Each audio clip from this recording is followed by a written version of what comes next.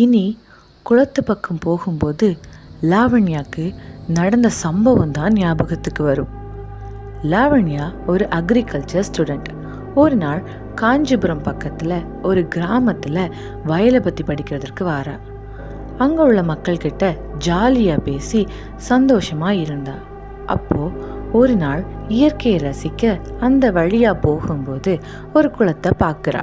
அந்த குளம் ஊரை விட்டு கொஞ்சம் தனிமையில் இருந்தது. அந்த குளம் ரொம்ப அமைதியாக இருந்தது. அந்த குளம் பக்கம் நிற்கும்போது அவளுக்கு ஒரு விதமான உணர்வு ஏற்பட்டது. மறுபடியும் ஊர் பக்கம் வந்த லாவண்யா அங்கே இருந்த ஒருத்தங்க கிட்ட அந்த குளம் பற்றி கேட்கிறா. உடனே அந்த அம்மாவோட முகம் மாறிட்டு.